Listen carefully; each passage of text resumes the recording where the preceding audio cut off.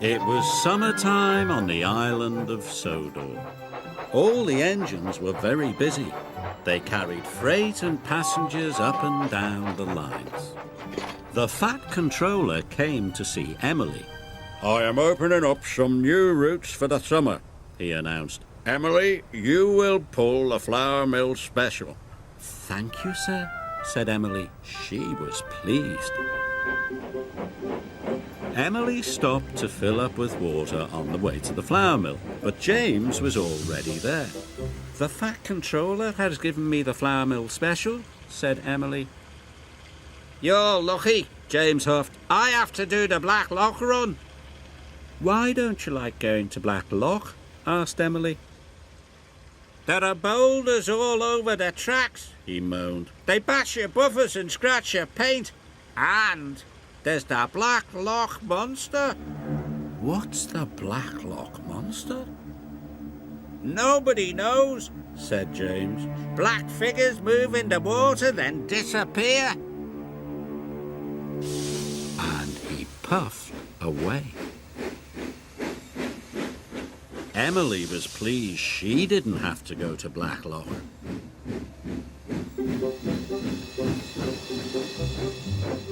At the flour mill, the flour had been loaded into the trucks. Emily was coupled up. Then she puffed across the countryside to Knapford Station. But the troublesome trucks saw a chance for mischief. "Hold back, hold back!" they screeched. Emily pulled as hard as she could, but the trucks made her go very slowly.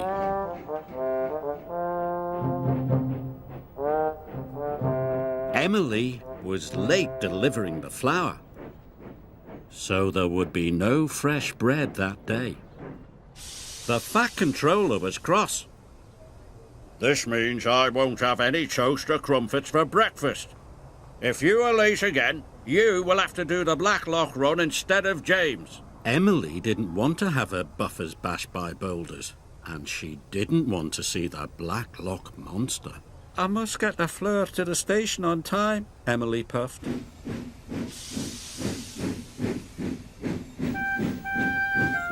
The next morning, the trucks tricked her again. Off we go, they chuckled, but they weren't coupled up properly. Mustn't be late, they giggled.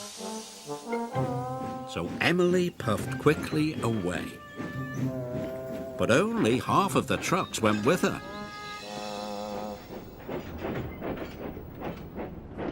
Emily arrived at the station. "But you've only brought half of the flour," the station master cried. So Emily had to go back for the rest of the trucks. "Oh no," Emily cried. "I don't want to get the Blacklock run." But when Emily arrived at the mill, the trucks were more troublesome than ever. "Emily the late engine, Emily the late engine," they sang.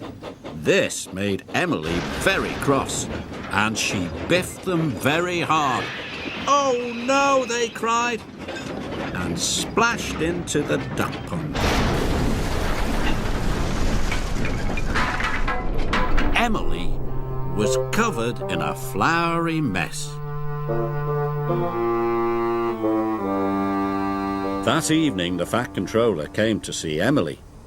"Emily, you have caused confusion and delay," the Fat Controller said. "Now you are to take over the Blacklock run."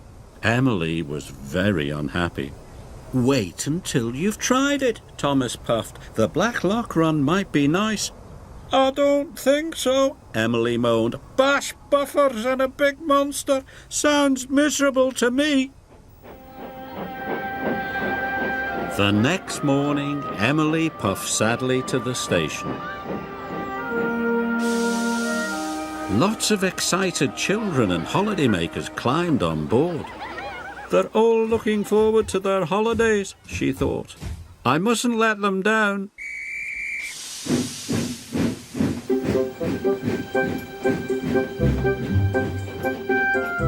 Soon Emily was steaming up hills and through valleys. "I bet it won't last," she said to herself.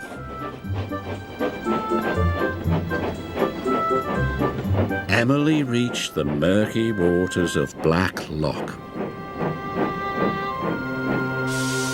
"That's where the monster's supposed to be," she puffed nervously. Then there was trouble.